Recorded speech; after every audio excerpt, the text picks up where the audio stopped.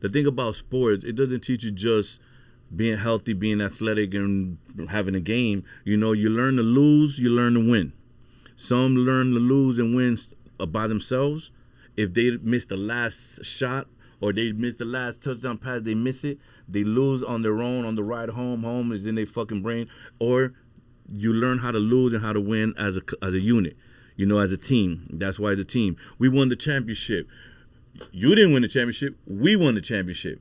You didn't lose the game. We lost the game. So when a kid does that at a young level, as an adolescent, elementary, you play sports, you lose, you hate yourself. Then you go to middle school. Oh, I remember I lost. And you play a little bit unit, and then you just grow. And at the end of the day, those that do sports respectfully, like I could be wrong, there's no consensus in this, you become better leaders. You become better mentors. You take life on a different level because you've been following suit. That's why when young people go to the Army, you know, it's a big deal. But when they come back, you're supposed to have some type of discipline and generate some type of routine where now you're going to manifest daily because you was in a regimen for the last fucking 2-3 years or boot camp. So that those that don't go to that, they play sports all their life. They just know how to keep healthy. They know how to stay strong. They know how to keep discipline, and then they pass that on to the next, and they pass that on to the next. And that's what I take out of sports. Outside of just being fun and having fun is a discipline and routine that you get to better yourself and just be a sharper image of your version. That was incredible. Sliding in the studio, on my album coming soon. Until we get this rap money, trap gon' have to boom. These bricks and these keys and these zips is what we'll do. If you need some fire, I can see you off the Jones. Welcome back, folks. Another day, another podcast. Another week that we speak. You already know we clap and we rap. And we ball, especially when we got Paul on the pod. That's right. Thank you for having me. When you first start doing anything in life, whether it's starting music, starting a podcast, starting a new job, starting a new career, a new business, we all want to dream big. And that's the beauty of life. You're only going to get as big as you dream. And the ceiling's only as high as you put it. You think you could only reach the sky, you're only going to get there. If you see your footprints on Mars and the moon, you'll see yourself there and even further. Yep. And it's only right we got Mr. Dream Big himself here in the building today. Yes, sir. Yes, sir.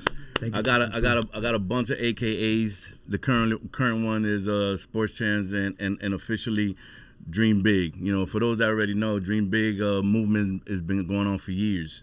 I had a 22 episode season on the Dream Big podcast about 3 years ago. But the evolution of life is beautiful, and the evolution of the music game is beautiful. And right now, it's Dream Big Management. But, you know, we're here for that. Let's talk about that right quick. Let's get into it because the world, the breaking streets, news. the fans, Thank you for having me. For those that don't know, you know, I've been rocking with Curly J, you know, as manager. He's my artist. He's with me. We're together on this all the way through. We dropped the featured album, and Curly J is a talent to be reckoned with. You know, we're looking for an album to drop in summertime this year. And I want to introduce my man Fane. For those that don't know who he is, you will real quickly. He got a distribution deal through Rock Nation. You know, that official agreement of me being a manager with him as an artist happened days ago. You know what I'm saying? It's still fresh. Y'all the first ones to hear it, and now everybody that followed this episode and everybody else, they're going to know about it. So Fane Music is on Instagram. Fane is from Alapata.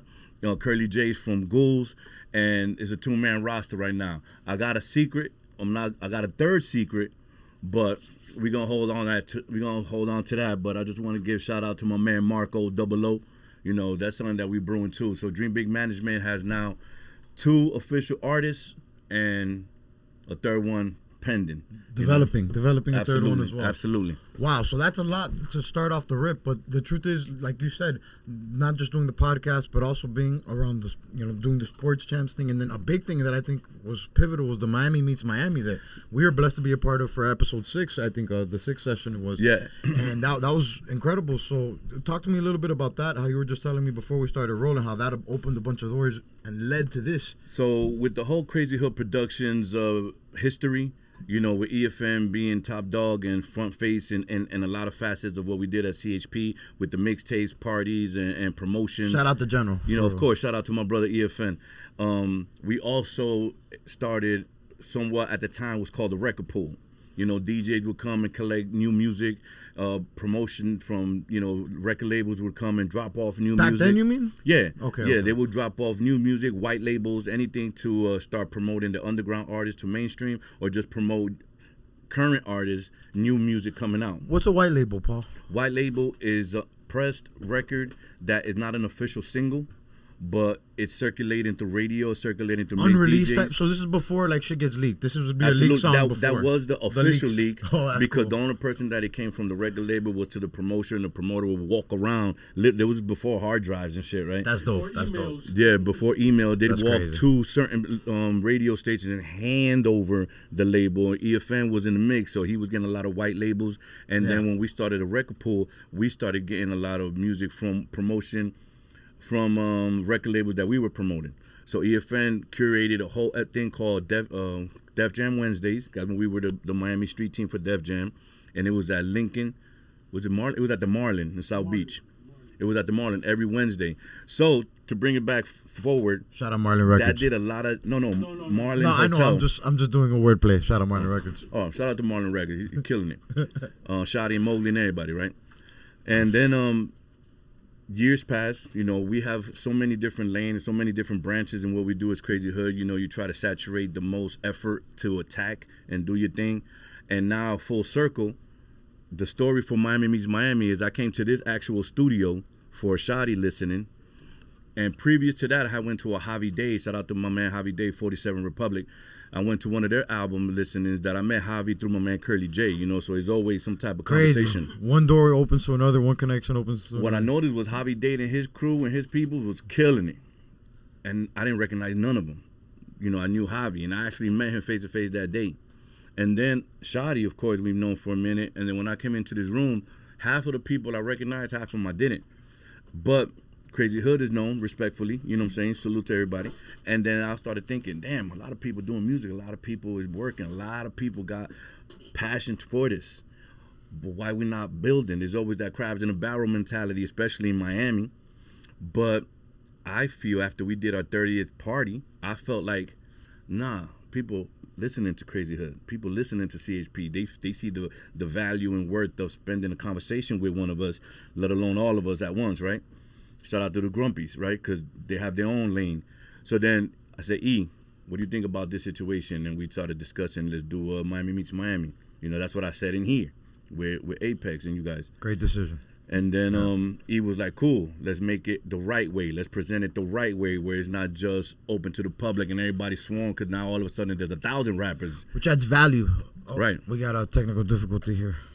Right. So we made it to the fact where let's bring a small, intimate networking environment of not just only artists, but influencers, and at this point, anybody in the entertainment business.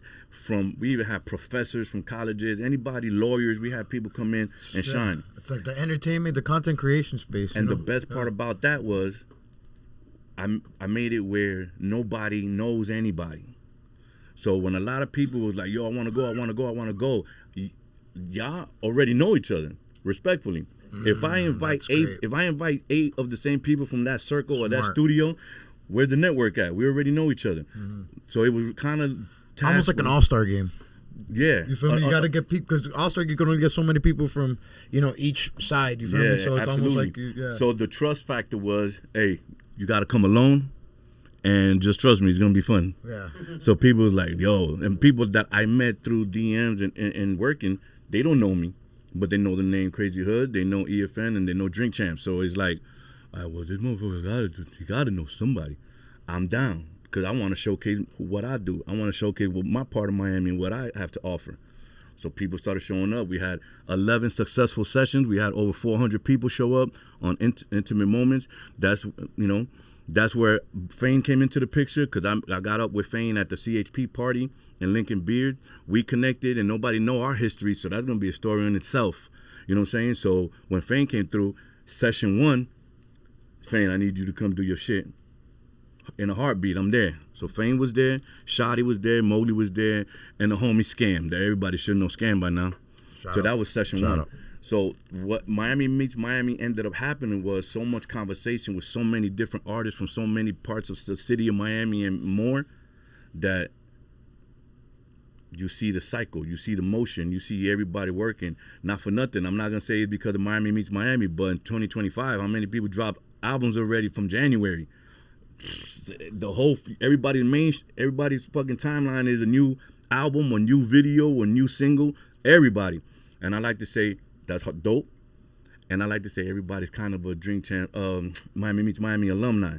There's some I didn't get to, but that's life. You know what I'm saying? We'll all get There's there. no plans for any more sessions? Yeah, absolutely. But the management role came into play throughout the year. So that's going to be the focus for the remainder of 25? No, that's a good question. No, no, because I owe it to the Miami Meets Miami, roots brand, where we are gonna do something.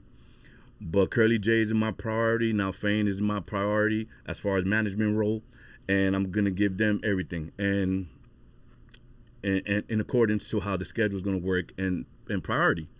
So I didn't forget the Sports Champs brand. So that's why I'm here with you where we spoke about sports, because I am balancing a lot of shit, and why not? Let's put a pin right there, because I'm very curious about that. What's the overall plan with sports, and what do you want to turn that into, ideally, in your mind? I mean, 5 years from now, what I want to make it. I want to make it a full media show, just like when you say media, what do you think? You think like Barstool, like Pat McAfee, where you got like 4 guys on a show, like all talking shit, and then everybody comes on? Yes. You're seeing that? Okay. I'm seeing that. I'm seeing conversation. I don't want to make it an ESPN highlight vibe, but I do want to make it current. Yeah, Pat McAfee show, although it's on ESPN, it doesn't have that ESPN debate show vibe. It's more like they're vibing, just reacting. They'll react and they'll interview, but it's not necessarily let's talk about the highlights. Let's go over the stats. It's coming from the DNA of DreamChamp, where we have a one-on-one with an artist, or one-on-one with a rapper, one-on-one with anybody, A-list artist, that they come and speak their story or behind-the-scenes story. I want to do that as well with artists, with college players, with people that were 5-star recruits ready to make it big in their professional life, and then they got an injury. Yeah. And they didn't make it. Now what? Now they turn to the community, they turn to themselves, they turn to family. Like, everybody got a story. So it's not necessary to highlight the negative, the injury, or the tragedy. It's more like the overcome, the triumph, the fucking let's push. So Sports Champs is the passion and the heart of the athlete, where I want to have discussions across the board. Like, I don't want to just do champions and professionals. I want to give that open door policy to college athletes and high school players, only because me personally, I'm in the mix in Miami with all those levels. Yeah. And a lot of different sports. Now the DreamChamps, obviously the DNA there is, legends. We're going to give our salute to the legend. We're going to give our props to legends. And then throughout the 9 years that we've been doing it, we might get an actor, we might get an R&B artist, we might get a comedian. So the conversation has broadened, has gotten bigger. So with Sports Champs in 5 years, I would like to do it a lot earlier than that, is to just have that platform, where we can discuss, where it's not like really boring and corny either, but it's a lot of fun, Yeah, I love sports. I don't think sports are boring at all. I all my social media platforms across the board, my algorithms have sports things in it. You feel me? So it's and not to put a damper on it, but a lot of athletes don't smoke. A lot of athletes don't drink. They're all on that health thing, a health brand. And some they can't. They just right. They and some of them either have sponsors, or some people, or they're just in a position in the community where they're running a foundation and they gotta succeed worldwide on a higher non-smoking liquor level. And even if they don't do, you don't want to open the door and like change the whole trajectories of an athlete's life, because I did that podcast one time and I tried to but I want to make it loose. I want to make it fun. Right, for sure. It is what it is. You want to have they killing it. Yeah, you want to have a vibe. It is what it is. Right, they killing it. They killing it, and the fact that they're legends in the hip hop game, talking sports. That morphed that whole DreamChamps vibe of being media after artists. So Sports Champs is still, for me, my priority, because that's my shit. Respectfully, with everybody, shout out to my man Sonny DBT, because Sonny DBT is supposed to be talking the money and the gambling on that aspect. Yeah. But life gives us all kinds of opportunities, and right now, the management role, the Miami Meets Miami role, the Sports Champs role, So we here. But it's not like one stops the other, because at the end of the day, this is all Paul. You feel me? This is all building you and your career and your resume, and like it's one door opens the other, one connection leads to another, and at the end of the day, that's exactly how I look you're at it building too. your network. You feel me? So you know exactly what the plan is. And you know, in the spirit of talking about teams, we're gonna transition beautifully to the NBA joint. Let's do it. And talking about teams too, because this is the first team I want to start with. They're currently playing right now. You said you got the Heat -4. The Heat minus. Is that the way it works, right? The -4 on. I got them winning. Heat score right now. The Heat 84-74. 1 minute left in the third quarter. So right now it's up. Yeah, it's great. It's great. So the Heat, and they're in their playing game against Atlanta, and I'm tired of them motherfuckers being in the playing game. They should be in a higher level, but they're the playing champs. They're the playing champs. The playing game is damn near the Miami Heat Invitational at this point, because they're in it every year. Every year for the last couple of years. Them and DeMar DeRozan, they're in it every year. It's freaking crazy. What's your opinion on them and their situation? Because I have strong opinions on the Heat. I think they got to rebuild. I think they're stuck in mediocre hell. I think the worst place in the NBA you could be is in the middle. You either want to be seriously competing for championships, or you want to be dog shit bat stacking up draft picks so you could rebuild. I feel like the Heat, they have an issue where they have incredibly good coaching. Eric Spoelstra and Pat Riley could get 1, 2, 3, all 5, 6 of us right now, and we'll probably, get a playing seed, and we'll probably be able to play for at least a chance. But that's not good, because you're competitive in a sense. The fans have something to root for. Maybe that's cool. You're not the Hornets. You're not a shitty franchise, but you have no chance of being the Thunder. You have no chance of being the Cavs, of getting these high draft picks that get you these people. The Lakers. I'm a Lakers guy, and I saw Kobe's. Wait, you're a Lakers guy? Yeah. No, I'm just kidding. But yeah. So, and I it was tough watching those sad years, right after Kobe dipped, and his last years too. He didn't dip. Rest in peace. Right, rest in peace. But I'm saying Kobe dipped out the building. But he retired. Kobe retired, and I'm saying in his last years we're playing dog shit bad. But I'm grateful for those years with Rob Sacre and Robert Kelly and all these bums and bro, we had some crazy people on our team. Well, I'll tell you what. It led to the draft picks that we got Anthony Davis with. You feel me? The Heat haven't had a good high draft pick in forever. And they still accomplishing a lot of goals. Great coaching. Great coaching with a whole roster that's undrafted, with a whole bunch of rosters that weren't recruited. So these people fall into the game plan of hard work and success. You buy into Heat culture? Absolutely. I'm rocking that shit right now. I have opinions on that too. That's fine. Yeah. Every team got their formula. Every team got their coaching staff. Every team knows how to play with what they have. Uh-huh. The game plan that you just said, the Lakers that you just said, they can't have.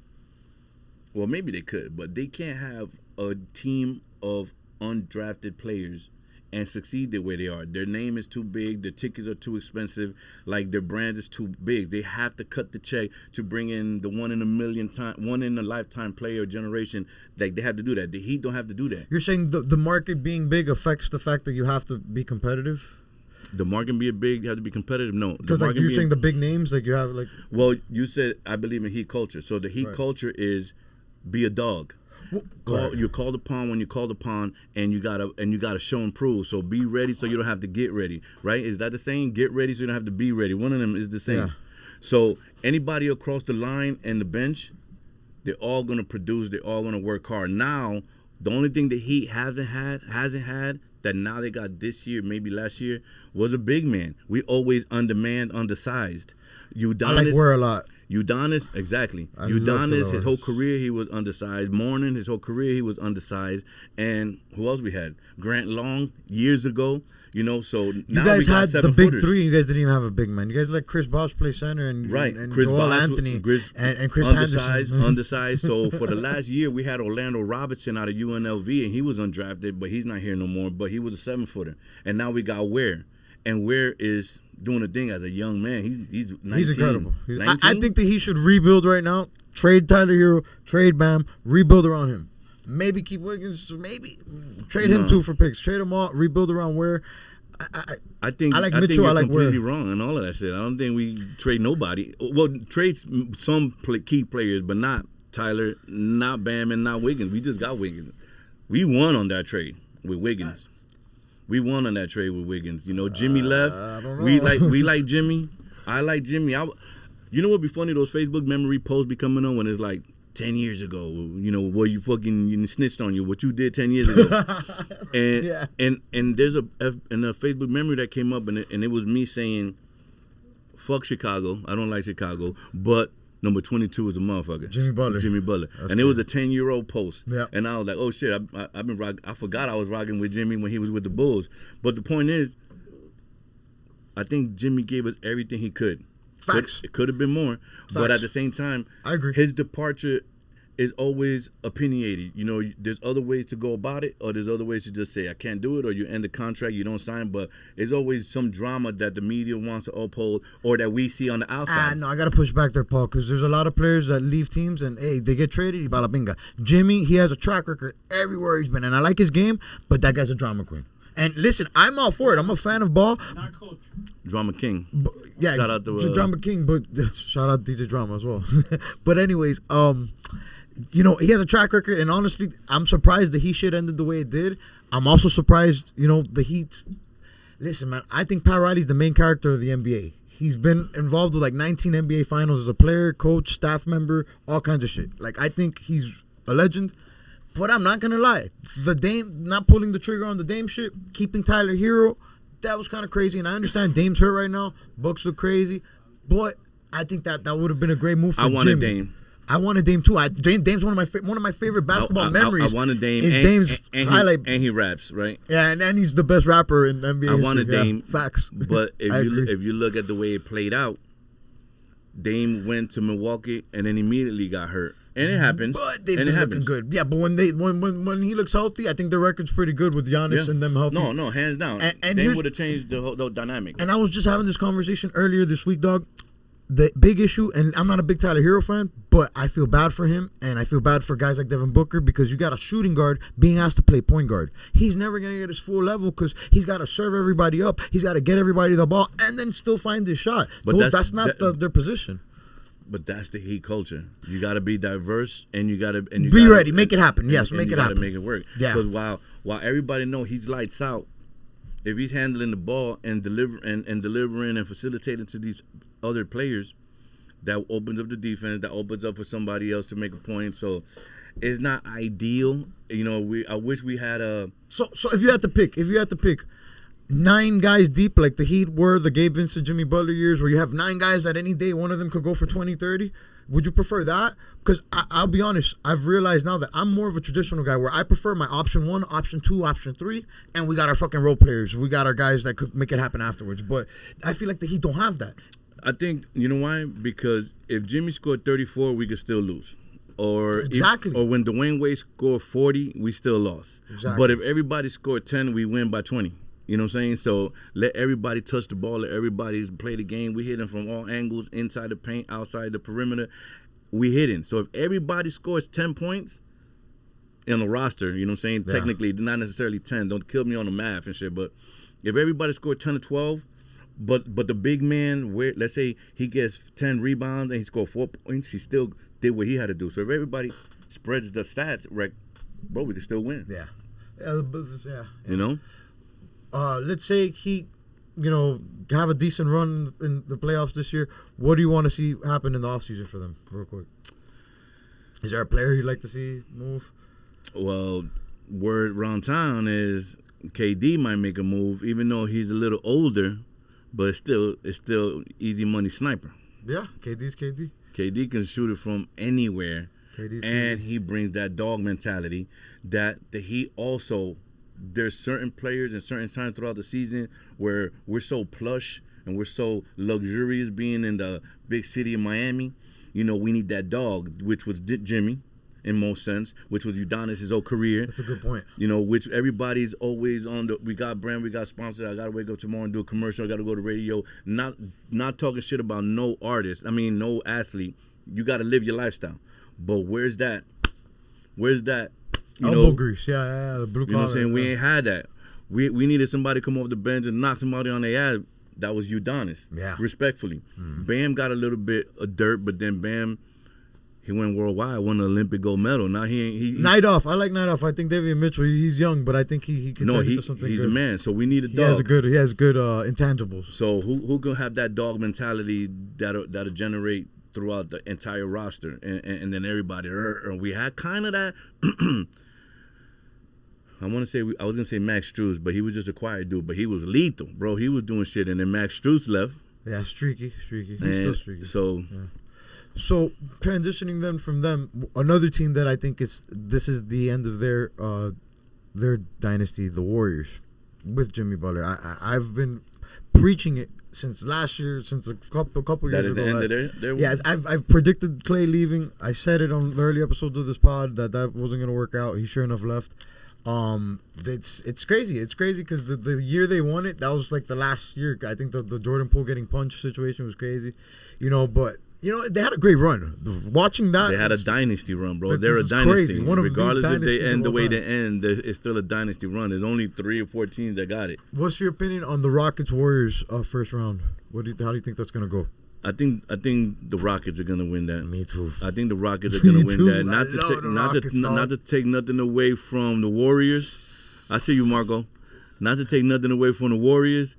But the Rockets are running, bro. Bro, Ime Udoka got them Bulls running, boy. They're running. And not only are they running, you see, the thing is, when you're young enough to not know any better, then you just following orders and you doing what the coach says.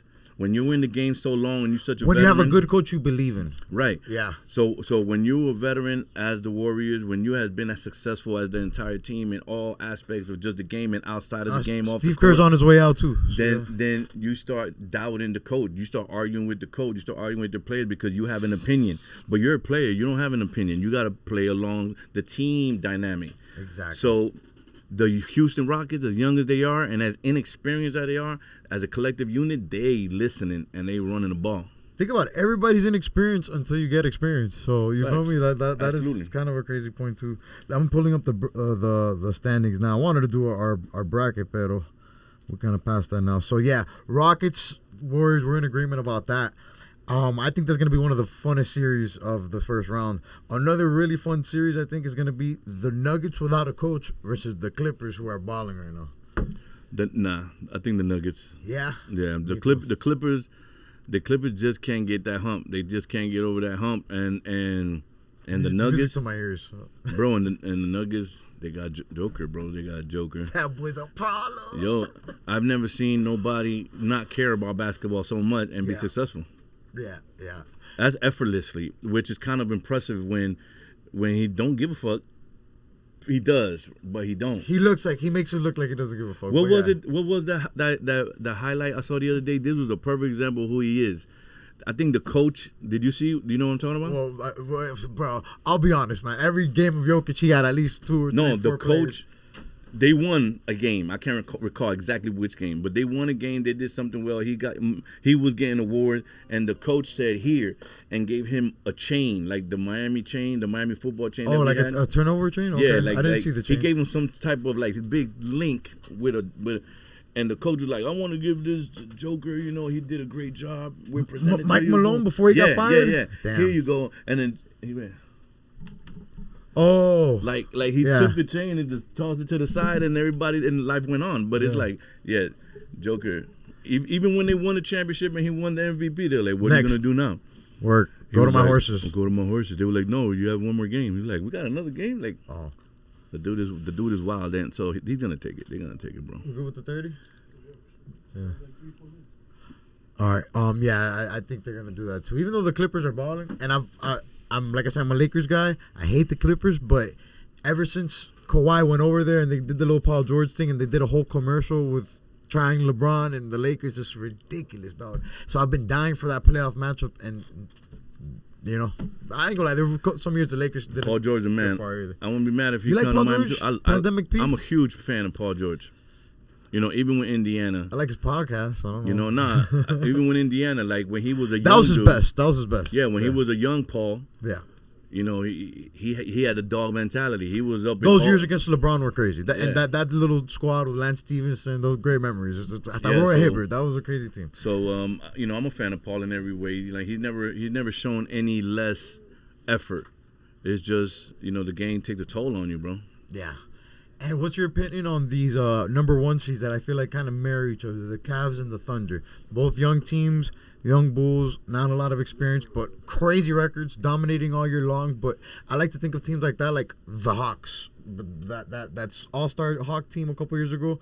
That with like 5 guys went to the All-Stars and LeBron ran through them. Like whenever I see a young team like that balling, I don't put too much stock in it because it's like we'll see when the playoffs come. We'll and the defense gets long crazy. term. What's your opinion on those two squads? OKC is they're so electric. It's fun to watch them because it looks like they're having fun and they're balling. Even though they get to the point like Shai is the man and big man, what's his name? What's the big dude? They got Chet. Chet. Chet's balling, but even Hartenstein from the Knicks, he's doing this thing too. I'm not gonna lie. I'm not mad at consistent Hartenstein. double. He got me in some. I lost money on when he was with the Knicks. Yeah. I'm fucking against his player. Yeah. I didn't think he was gonna as effective as he was, and he got me. Consistent player. But the big man is a lost art right now in sports. That's in basketball. That's why Jokic is so incredible and so impressive, and honestly underappreciated, dog. The same way with Jokic.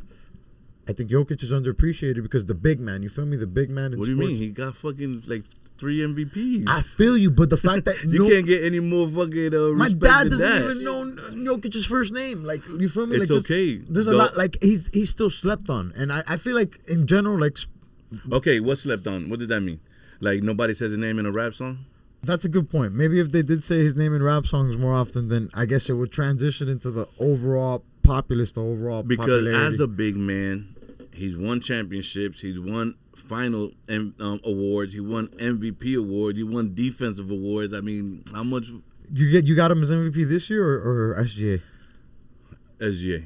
Yeah? SGA, but they're going to give it to Joker, I think, bro. You think so? I think they just want to break a record and be like 5-time I'm reverse. MVP I think champ. I think Jokic should get it because the third person ever to average a triple-double was a big man. But and I'll be honest, a big thing about MVP too is who you got around you, and that whole Thunder team is balling out of control right now. Right. Balling.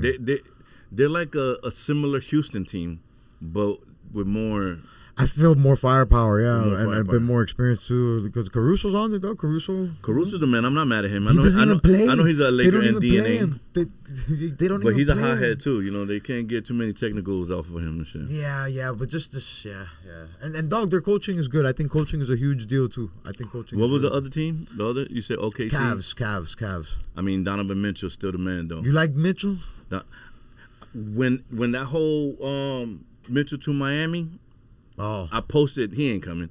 Y'all got to stop that shit. There's no way he's going to come. And then I went to Miami Pro Doesn't League. go to the Knicks. Right. Then shout out to Miami Pro League, Kyle and Debo. And then shout out to Miami Pro League. He was balling. He was there balling. And the whole crowd was like, He's coming. Mitchell, Yeah. Nah. And when he didn't come, I was like, I told y'all. I knew he wasn't coming. But he's killing it in Cleveland. And they got a hell of a squad. I like Mobley. I was Mobley a lot. completely impressed that they were number one throughout the season. Like I must have not been paying attention to them that much. And when I found out that they were there and they were top seed, by shit. far too, yeah. I was like Cleveland up there. So yeah, all year they did something funny at home games where they would put a differential graphic on the score right above the score because they'd be murking teams at home but blowing teams out. So every game they'd have like +10, +12, +20. Crazy. Yeah, crazy. and when the one with the afro, that's that? Jared Allen. That's Jared Allen. He's cool too. I like him too. He's a solid big man, which that's my biggest complaint about how the Lakers are ran. He's not a big body like Joker. Right. No. He's not. I mean, he's big like in the sense of no Diddy. He's big lengthwise, but like he's not. Right. But even Jokic, though, Jokic doesn't play big. Jokic has his moments, but I feel like that's how you beat Jokic. You rough him up. You put Vanderbilt. Not even, bro. How many? You don't stop Jokic. You try to restrain him and you try to hold him down, but you don't stop Jokic. He's gonna get a double regardless. Yeah. And then with his brothers in the crowd, ain't nobody really the mafia, the Serbian they're mafia. not trying to fuck with him. And imagine, I don't even want to bring up the Celtics, but it'd be remiss to do this whole playoff thing without talking about the defending champions. What do you think about the Celtics? I don't think. Who they're playing? The Magic, right? I don't really think about them. Yeah, the Magic. I think the Magic could rough them up. I think Magic could give them a good. Bro, I don't think about the Celtics. I kind of like hate them, but me too. That's why I don't. But shout out to Jaylen Brown. He's doing a lot of shit off the court that is real and makes sense. Jason Tatum, he's a talent from out of this world. And Derek White, he's the most annoying motherfucker I ever met in my life, and I never met him. I'm just saying he shoots and makes everything. So as a Heat fan, it fucking breaks me. But shout out to them. They do what they Drew Holiday as well, Olympic gold medalist. Oh, shout out to Drew Holiday was supposed to come to Miami too a couple years ago. So I was upset when that didn't happen. Yeah, he would have fit the Heat culture shit good. Absolutely. Yeah. But the Celtics is a hell of a team. How many do you think of the Magic get any games off him? I don't think so. Damn, sweep him. I think Boston is on a ramp. I mean, they always do, man. They know when to turn it on, and at this point, they've learned when to turn it on. I feel like their heel, their problem, their issue, their weakness is size, big men. Like I feel like if you could go at them in the paint, get Porzingis, tired, get Porzingis out of the game. I don't think Horford, he's good offensively, but when you attack the paint, maybe Paolo could get in there type shit. But bro, they're a solid team. Yeah, they might. Porzingis is a unicorn. Maybe not anymore, but he's still. But he's still, like I said, in a league where big men are hard to come by and don't do all that. And the Dominicano, that motherfucker's still killing it. Yeah, shout out Horford. Shout out to Horford, man. Yeah. Holy moly, he's Latinos fucking nasty. That's rough. You saw the love he got in DR last year? I could imagine. The first Dominican to win an NBA championship. Oh, wow. He took it back to DR. And they did a whole thing. I'm not surprised he'll be president in a couple of years, man. Like they showed him super future love. president, if you're listening, they showed him super love out there. We'll and he's money from the 3-point line. Outside of a fucking defender and a rebounder. And that wasn't always the case. Full circle moment to the Hawks team I mentioned earlier. He was on that team. He wasn't shooting those threes back then. He was a solid big man. He didn't have to, but you know what I'm saying? They had Kyle Korver. That goes to the point of him being a young player. When you go in there without an ego, attitude, pride, or personality, you just in there to ball and be thankful. You're going to run the fucking route, man. You're going to run the drill. You're going to run the play. Yeah. So he was doing that. And then when he went to Boston, they opened up the game plan. They opened up the offense. Now they got him shooting threes, and he's money. Facts. Incredible. What do you think is going to happen between the Pacers, Tyrese Haliburton, with the tremendo slump they're having after a great season last year, versus the Bucks, versus Giannis, and potentially Dame, potentially no Dame? It doesn't look like they're going to get Dame.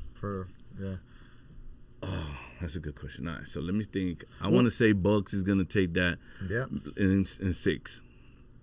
Because Indiana... Tyrese, they're gonna push it. They're not just gonna let it happen.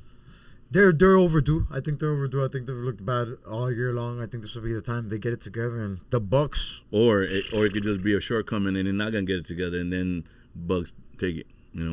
True. I would pick Bucks, so I'd be with you on that too, on the Bucks. And then I think my favorite matchup in the Eastern in the first round is the Pistons and the Knicks. What do you think's gonna happen there?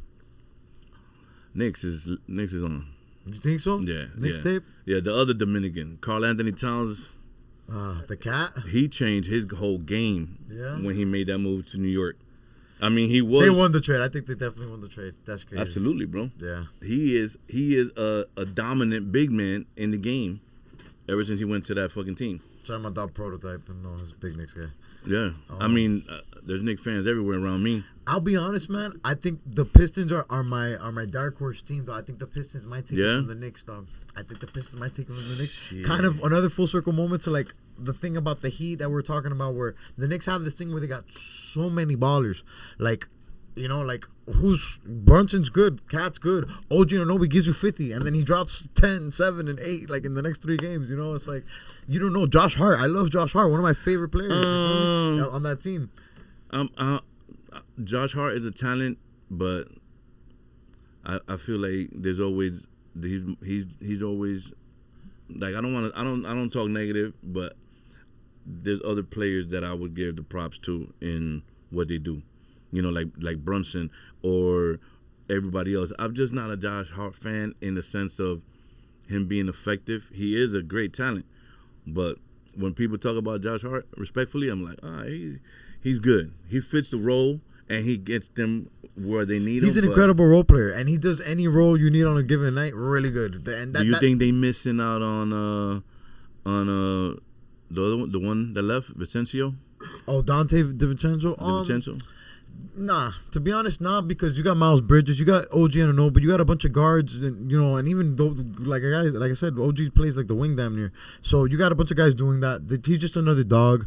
The one thing that they might be missing is the whole chemistry thing because they all went to college together, which is cool. But come on, man, we're trying to win championships. I like the little beef they got, when they play. It's real. That's like friendship. That's that real friends. But it helps. That's why the Warriors were so successful. I think Clay, Dre, Steph, them boys really understood each other at a time, and like there was a time where Draymond, another guy that I think he gets a lot of flack. A lot of people say he wouldn't be as effective on other teams, but that's not what happened. I think Draymond is another Miami Heat player. I see him Good perfectly in a fucking with his crazy route, with his strategic play. I love him. I think the Heat need like a Draymond or a Russell to get like the people in the doors, and then just kind of rebuild with young fools. That's what I would like to see the Heat do.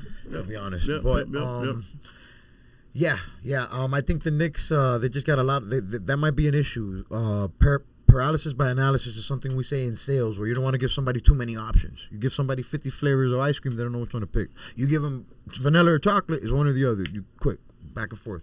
So I think mentally I like a traditional.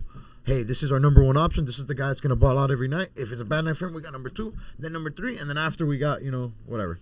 I mean, that helps the defense out, too, when they know the options and they know who's getting the ball and who's not getting the ball, Yeah, it could, but, at the end of the day, that's where coaching comes into play. And, the game plan isn't the same. You don't get the ball to the guy the same way every time. And that's just the plan. That doesn't mean that's how the basket goes in. That's just how you run the play and go from there. No, and then, I agree with that. Let's get into the West now, because the West is bloody, that end of the regular season, the way all those teams were close in the standings. And then it ends with, we still don't know who OKC is going to play. It could be Mavericks or the Grizzlies. Who do you think is taking that between Mavericks and Grizzlies? Mavericks and Grizzlies? Oof. Mavericks, after all the adversity, trading Luka. That's a good one. No Kyrie. That's crazy. I'm surprised they're even here. In a season where KD, Bradley Beal, and Devin Booker were on the same team and didn't make the playoffs, the Mavericks made the playoffs. Barely. Crazy. That's a good question. Well, they're about to. We're about to see if they can make it. I want to say the Grizzlies going to pull that out. I agree. Grizzlies going to pull that out. Ja was my pick for MVP before the season started. I was clearly wrong about that. Josh is a dog. Josh has played the game different. Yeah. He's like a Draymond guard. He does different shit on the Draymond level, but as a guard, he's a live wire, but he's fucking talented as hell, and his ups is uncomparable. Damn, I think Grizzlies gonna do it. You think we're gonna get a job poster on AD? On AD, yeah, I think so. Oh shit, that'd be crazy. I think so. If it happens, we're gonna drop it here. If it doesn't happen, we'll drop a job poster anyways. And then what do you think's gonna happen between the Lakers and the Timberwolves? Timberwolves. Let me get that in perspective. Timberwolves. I think the Lakers gonna take it. I think the Lakers gonna take that one. Only because out of just experience and heart and drive, they want to end LeBron's. I'm not saying LeBron's ending his career, but after 20 plus seasons, they like, okay, we never know. We're gonna push the drive. We want LeBron to take it. But the Timberwolves is like they could fucking spoil the shit out of it. Man, I'll tell you what. T-Wolves, Teen Wolf, Blair Witch Project, Lakers are 5. yeah, pretty much. And then if we're saying the Grizzlies are gonna beat the Mavericks, that means they're gonna see the oh shit. That means they'll see the Thunder in round 1. How do you think that goes? Nah, that's gonna be easy. That's gonna be a gentleman's sweep. 5 games. Yeah, 5. Damn, for sponsors and brands, take it to Game 6. But yeah. OKC, they running. Yeah, that's an operation over there. All right, so if you think OKC is winning, then that means you're gonna see Nuggets and OKC. What do you think happens between Nuggets and OKC? I think that would be a great matchup because it's the MVP versus the MVP. They'll probably announce the MVP around that time too. I think the Nuggets, bro, because they just without a coach, dog. You think they'll go that far? Yeah, man. That's how Warriors did. You don't think Steve Kerr was coaching, bro? Mark Jackson made Warriors. They didn't win until he left, though. They didn't win a championship till Steve Kerr got in there. And let's that's always a conspiracy theory. Like Mark Jackson built the Warriors to be who they are, and then they told him, "Don't come back, Steve, jump in," and then they won. It was like the same. It was not the game plan didn't change. They just did it with Steve Kerr's name. No. Steph started playing different, and I do give it to Mark, and I feel bad for him sometimes. But the truth is, Steph wasn't balling like that at that time. And it wasn't. It's not about Steph balling. And look, this is hypocritical to what I was saying earlier, where I'm more of a traditional guy. That team worked because it wasn't traditional. That team flourished in their prime off the chaos around Steph. The ball wasn't even in Steph's hand. The ball was in Draymond's hand a lot of the time. You feel me? And Barnes, and they got rid of him. But I get it. So back to the question. I think Nuggets are gonna take it. I think Nuggets will take it to OKC on the strength of just. I'd like to see that. They know how to bully them. Like they're gonna play, but Joker's gonna eat on Chet. Respectfully, you know what I'm saying? Like Chet. Yeah, no, you can't. You can't do that. You can't do that. Yeah. It's 7-footer on 7-footer, but Joker's about 150 pounds, 180 pounds over on him. So it could go all kinds of ways, but I think I'll go with Denver on this one. That's tough. Yeah, that is tough though. I think that's a 7-game series. Because the guards, they're gonna push Shy, but Shy's talented. You know what I'm saying? And then Jokic, I don't know. The Russell situation's crazy, man. Russell's looked the best on the Nuggets, but. That's crazy. I don't know. Yeah. And then they got it. Then they got the Wildcat. That'll be dope seeing Russell against OKC though in the playoffs. That would be legendary. And then on the other side, Lakers versus Rockets. That would be great. Oh, that's gonna be fun. I think the Rockets can do that. Oh my God. I think the Rockets do that. The Lakers. Who did I say the Lakers before? What was that? It was Lakers T-Wolves. And I said Lakers. And I was Lakers Houston. Well, technically you said Timberwolves and I went against you and said Lakers. So, yeah, if you think it's Timberwolves versus Rockets, who do you think wins Timberwolves Rockets? If in the crazy world, the crazy universe where the Lakers Rockets. Lose, I'm with the Rockets on that. You think Rockets will beat that? And then in the if it's the Western Conference Nuggets and the Rockets, you got the Nuggets? Yeah. Yeah. And so what do you think's coming out of the East? You got the Cavs versus potentially the Heat, it looks like. I'll tell you what, bro. I'm a Heat forever, right? But it's always you expect to fail because we always do. All right, so let's change the question. How many games? If they get over that hump, if they take it to Cleveland, we could take 2 games off of Cleveland. That's cool.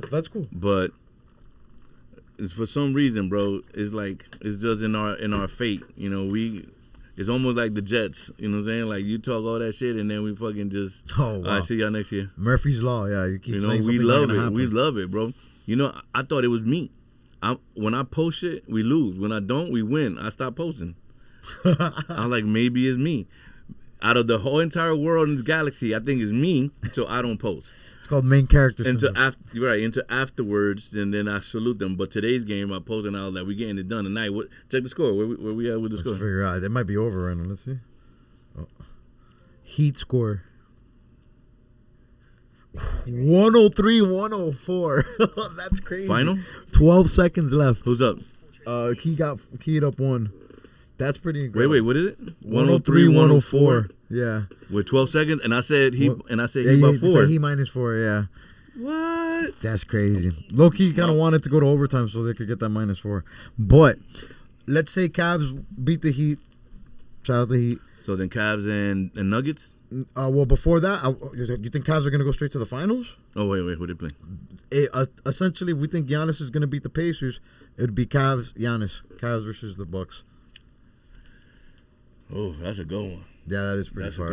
That's a good one. I think the Cavs will take that. And super upset, new champ. That'd be good. And then on the other side, it'd be Knicks. We both agreed. We actually went against each other. I said Pistons, and you said Knicks. So you think Knicks will beat the Pistons? They'd play the Celtics. How do you think that goes? Knicks versus the Celtics. I think the Knicks got a chance today. I think the Knicks got a chance too. Yeah, I think they got the. I think the Knicks will do the that. Celtics because the size shit. Because of Karl Anthony Towns. It would be on Cat. It would be 100% be on Cat. It'd have to be. Yeah. If teams are smart, they would look at what the Miami Heat did in the last couple of years, where they beat Boston 2-3 years in a row. But that's just me as a Heat fan. But if they playing the Knicks are running, bro. Brunson is not normal. Brunson can fucking kill you alone. and now he got Cat, who's active. Yeah. Now they got a whole 5. They got OG, Bridges, Cat. Yeah, they do got OG too. It's crazy the squad they have. So I think we haven't even mentioned Hart. I think Knicks will do that. Yeah, I'll give you Hart. All right, and they got Josh Hart too. Yeah, it's a well put together team, man. And they got Thibodeau. Tibbs, Coach Tibbs. He be dogging his players. He's like a he culture, but then he has like Thibs culture. Yeah. Thibs culture. Yeah. So then Cavs Celtics at the end. What do you think happens there? Cavs Celtics. Tremendo buzzsaw. I think Cavs will do it. Cavs. I think Cavs will do it. If they're on the run. They're on a rampant run. And so it'd be Nuggets Cavs in the finals. Oof, it'd be Nuggets. That would be tough. That'd go to Game 7. One of the least marketable finals of all time. Yeah, that'll go to Game 7. But if anybody fuck. I don't want to say Nuggets. I don't want to say it, but I have to say it. I think the Nuggets will take it. Bro, honestly, that'd be cool. But the truth is, Lakers are gonna beat that ass off throughout the playoffs. And I do think on the East, man, I'm not sold on any team. I like the Cavs a lot, but I think the experience thing's going to come into play there. I think Celtics might come out. And honestly, I kind of want them to go out. So we could see them and, beat that ass and, rightfully. And keep doing it. Tie the championship, tie the amount of championships, overall championships, because they got one on us last year. So the Celtics got one over the Lakers. So we got to tie that back up. But yeah, my prediction is the Lakers to go all the way. And then, so for every episode, Paul, we do a shoot your shot segment. And I kind of want to circle back to, let me make sure it's no emergency with the family. Mom, I'm doing a podcast. Everything okay?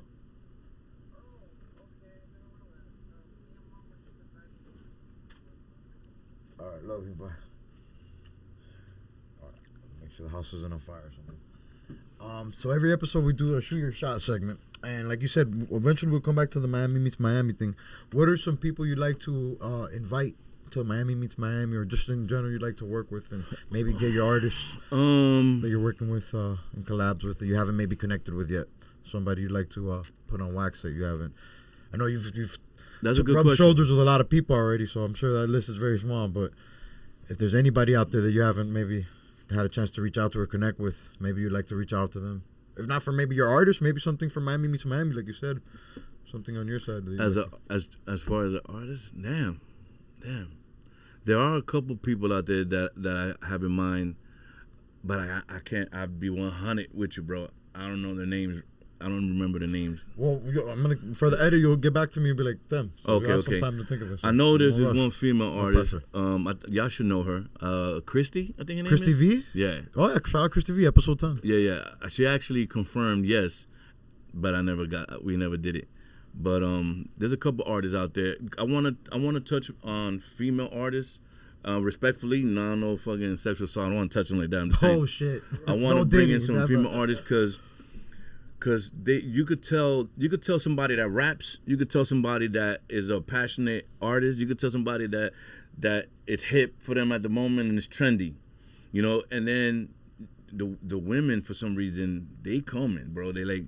They spit or they write or they sing or they do it all, and they showcase it with their heart on their sleeve, and then you could tell the authenticity from somebody being real, original, organic, than somebody that wants to rap and you just see that they not really it, It's real like, recognize real. Yeah, you can tell somebody does it for the gimmick. And fake recognize fake. You know what I'm saying? Like I want to start saying that shit. Facts. That's a where good shit. where it's Merch. like just like I'm old. Than a lot of people, so I distance myself very, very well. You know what I'm saying? I know how to filter that very much. So when it's not that I'm a fake recognizing a fake, it's like, okay, I know I don't want to even go there. I don't, and you don't have to respect my opinion. It's my life. I'm just not gonna do it. But you could see women and people have sent me a lot of shit, is what I'm trying to say. I still get a lot of DMs, respectfully. Thanks for all of y'all that's reaching out for Miami meets Miami. I got everybody on deck. I got everybody noted. I got everybody's name written down. I ain't got everybody's name by memory, but I got the list. I know who to hit for the next event. I know who to hit for the next session.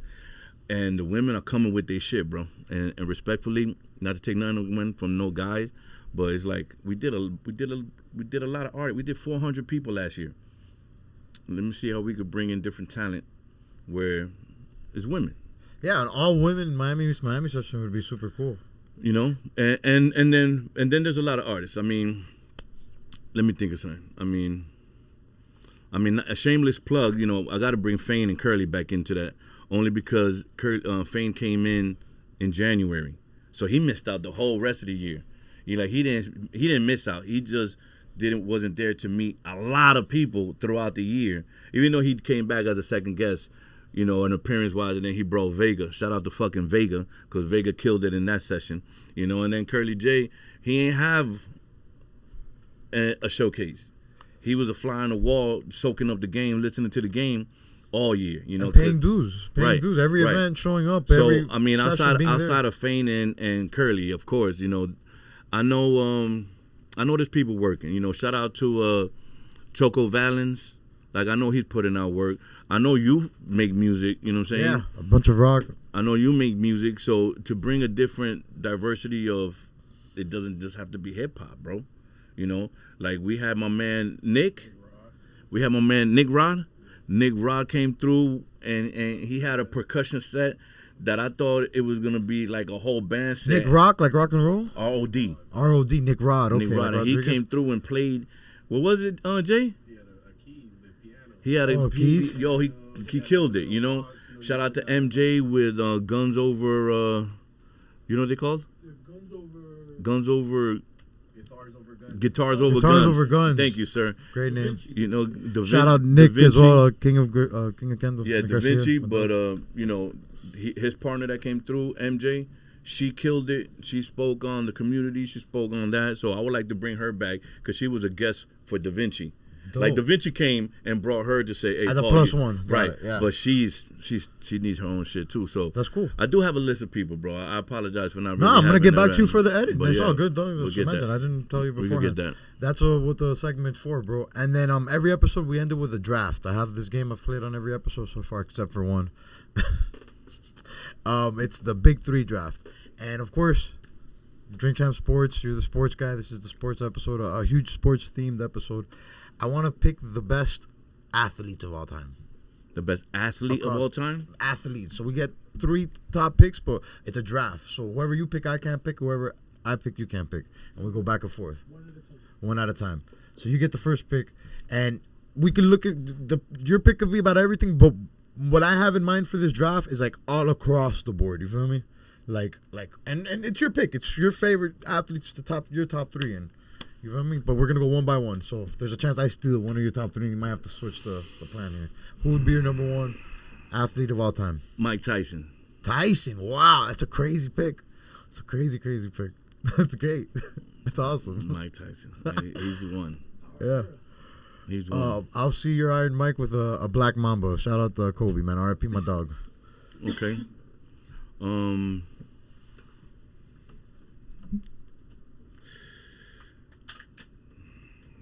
Okay, so I want to go with Diana Taurasi. Wow. Elaborate on that pick. She's a female athlete, very successful in her career, in her field. She's been working as far as an athlete since right out of UConn, right out of her high school.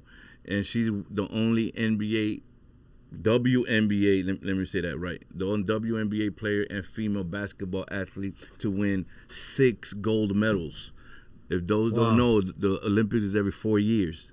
That's 24 years she's been winning. Crazy. Gold She's medals. Retired now, right? She retired last month. And what was the team she played for? She played for Phoenix. For Phoenix. Mercury. And she was like a Kobe, Dirk. She was all year with the Mercury. Yeah, you know, she was lethal, and she was tough. And Shout out to her. Yeah, so I'll give her that. That's crazy. You blew my mind with that second pick. That's dope, man.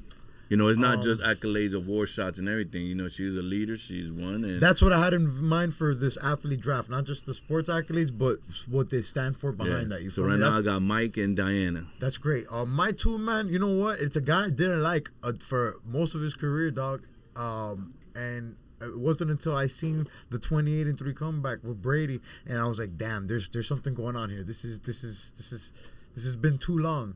And I'm blessed to have been able to see not him just play live, but in that game do a Brady-like comeback against the damn Matthew Stafford and the Rams in Tampa when he was there, and just being the first guy to ever do the Super Bowl at home to make it and Tampa Bay, that whole thing is just, man, Tom Brady's the shit, dog. I got a poster on my wall, dog. And the truth is, it's not about the athleticism. It's not about the that guy was really truly about the work. It's about what you could control. Because not everybody's LeBron, not everybody's Kobe. He won fans over with the Tampa ring. But the truth is, I was already saying he was that. I thought the year against the Eagles, Eagles he won. Did it. I thought I wanted him to win that year. Like when Brady had a changing point for me in his arc where I was like, nah. This he is fucked too everybody good. over with the Atlanta comeback. That was crazy. That's like, to this day, I remember walking upstairs like, gosh, this is a whack Super Bowl this year. And then I hear and I'm like, nah. Then I came down and just the rest of the third quarter and the fourth was just, dog, it's just, come on, man. Come on. All right, so I got Mike, I got Diana, and for my third big three, you ready for this, bro? Greatest athlete of all time. You ready for this? Yeah. Because I was waiting. I watched the show. I know you do this shit. I got to keep it to my roots. Shaquille O'Neal, baby. Great pick. He's the so most dominant player. I got Mike Tyson, Diana Taurasi, and Shaq Diesel. Man. Shout out Shaq Diesel. Shout out to New Jersey, man. New York's finest. You already know. Yeah. Wow. Yeah, man. Shaq. Why you say Jersey? Tell me why you say Jersey. He's from Newark. He's from Newark? I thought he was from... Oh, well, he went to school in Texas, I guess, no? He's from Newark, and then he went to Texas in military school off the strength of... Oh, I always thought him as a New York guy. As a Texas guy, not a New York guy. As a Texas guy. I always thought him like I guess, the Texas roots. Right, the military shit. Right. Nah, Newark. Newark, baby. Shout out to Sopranos. Yeah, Newark. I'm watching the Sopranos right now for the first time. For the first time? Yeah. Where are you in it? What season? Season 6, episode 11. You're at the end. I know, but I did it all in a week. Oh my I'm lying. God. I ain't doing it in a week. I do. Shit. It's what, like a month or two? Yeah. That's good though. You get to enjoy it. Everybody's been fucking with me. Paul, you from New Jersey? You talk all that shit. You ain't seen The Sopranos? Well, you lived it. And I was like, nah. But I came around to it.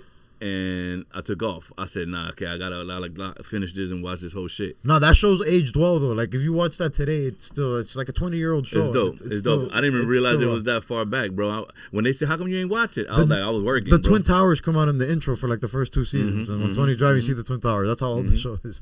But yeah, Shaq, he says it himself. Like he reps it, you know. That's crazy. I've never put that connection in my head. Shout out Shaq Diesel, man. And then you know what? 3, man. I'm gonna put 3 is my dog Braun, man, because that's another guy I didn't like. Braun. I won. I mean, the fans are the ones that pick who wins. Oh, okay. I thought you was asking me. Wait, so you got LeBron, Brady, and Kobe? Yeah. Please, bro. That's fucking off of magazine, man. You didn't think about that. You programmed. Those are my guys. Maybe I'm programmed. You was programmed. You saw a commercial. Those are my guys. Nah, yo, Shaq, Diana. Well, you didn't know I had Diana, so all your picks are mainstream. You said Diana. Yeah. Original. And I'm surprised you didn't get Ali. You know, I was gonna throw Ali in there over LeBron, but the truth is, man, the reasons I'll throw Ali in there is I could throw LeBron in there. I was thinking about throwing Ali in there because of what he stood for, but the truth is, LeBron's winning me over. If LeBron's wins another championship, I'm gonna put him over. I gotta be biased. I'm gonna be biased here. You have to. It's your big 3. Muhammad Ali is a superb human being, and everything that he stood for with the civil rights movement and everything as an athlete and his overcome and being Muslim and going from Cassius Clay to Muhammad. Like his story is impactful and crazy. He was successful too in the sport though. It wasn't just like he's a political figure. He came through and did his thing. He's not Colin Kaepernick. You feel me? But I met Tyson. So I gotta go with Tyson. But that's why it's your shit, yeah, 400%. But I gotta go with Tyson, bro. No, that's just I was able to shake his hand, say what's up. We had about a 3.5 minute conversation. I took a picture with him off of the strength of DreamChamp's facts. You know what I'm saying? That's great. And he fucking was a monster, bro. He was a pit bull, man, without a leash, bro. He was nasty, and I like that. You know what I'm saying? That gave he's a man's man, and that gave us all a little more confident walk down the street. I just saw Tyson fight, so I'm ready to fight. You know what I'm saying? Who knows? You know, respectfully. You know what I'm saying? Everybody saw Jordan dunk, and now they want to go fucking dunk. Everybody saw LeBron play, now everybody want to be LeBron. You know what I'm saying? But that influence is what sports does, right? So people's always, I got a whole handful of people on some, I don't watch sports, I don't like sports, I don't do sports, fuck that, this, that, and the other, blah, blah, blah. But what I intel in that conversation, even though I pass it on to my kids and shit, is the thing about sports, it doesn't teach you just being healthy, being athletic, and having a game, you know, you learn to lose, you learn to win. Some learn to lose and win by themselves. If they miss the last shot or they miss the last touchdown pass, they miss it, they lose on their own on the ride home. Home is in their fucking brain. Or you learn how to lose and how to win as a unit, you know, as a team. That's why it's a team. We won the championship. You didn't win the championship. We won the championship. You didn't lose the game. We lost the game. So when a kid does that at a young level, as an adolescent, elementary, you play sports, you lose, you hate yourself. Then you go to middle school. Oh, I remember I lost. And you play a little bit unit, and then you just grow. And at the end of the day, those that do sports respectfully, like I could be wrong, there's no consensus in this, you become better leaders. You become better mentors. You take life on a different level because you've been following suit. That's why when young people go to the Army, you know, it's a big deal. But when they come back, you're supposed to have some type of discipline and generate some type of routine where now you're going to manifest daily because you was in a regiment for the last fucking 2-3 years or boot camp. So that those that don't go to that, they play sports all their life. They just know how to keep healthy. They know how to stay strong. They know how to keep discipline, and then they pass that on to the next, and they pass that on to the next. And that's what I take out of sports. Outside of just being fun and having fun is a discipline and routine that you get to better yourself and just be a sharper image of your version. That was incredible. That's you know what I'm saying? I wanted at least one moment like that throughout this whole pod like that from you, and I'm glad that the big three brought it. Thank you for letting me have this moment. That was great, man. And it's true. I agree with you, man. Sports are integral to my life, not just for my enjoyment, but the few years I played it, and you know, and it's character building. Doesn't mean you're gonna be the best. Doesn't mean you're gonna be a professional. I could have just said character building in the last fucking minute. But you did, and that's just me kind of wrapping it up in layman's terms because that's what it is at the end of the day. It doesn't mean you're gonna be a superstar. It doesn't mean you're gonna be a starter. It doesn't mean you're gonna go anywhere with sports. But it's character building. It helps you with social skills. It helps you have a regimen. It helps you discipline. It could be a simple stretching. Yeah. To this day, I avoid a lot of injuries in life from doing stretches that I used to do when I was a kid. You know, stretches that I remember learning from being on sports teams. So it's, you know, shout out to anybody that's listening to this.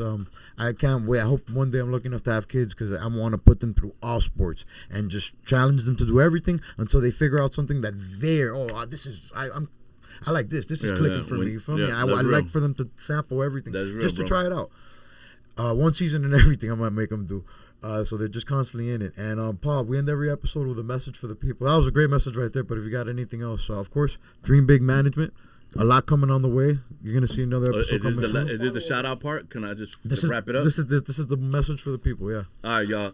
So shout out to OfficialHeir. Shout out to Apex, the Air Podcast, for having me here. The sports segment. This is Sports Champs, DreamChamp Sports. Follow me, DreamChamp Sports with 2 S's. DreamChamp Sports. Shout out to my man Mega Mix in the house. But let me say this. Dream Big Management is rolling now. We got Fane doing his thing. He'll be in tour next week with Currency, the 24th, the 26th, and the 27th. Is that right? We're going to be in Tampa, Fort Lauderdale, and Orlando. So, and then we're going to wrap that up and show that as a visual of how everything is going. Fane is doing his thing.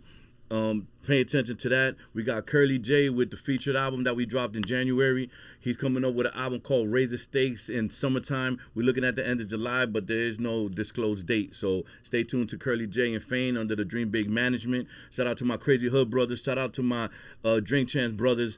And to touch on May 3rd, Only in Day collaboration with EFN. We're doing a party at Lincoln Beers Brewing. You know, George Masvidal is going to be co-hosting the event. You know, shout out to my man, The Pinga. Nick Garcia is going to be there performing with Deslock. And y'all know The Pinga, right? And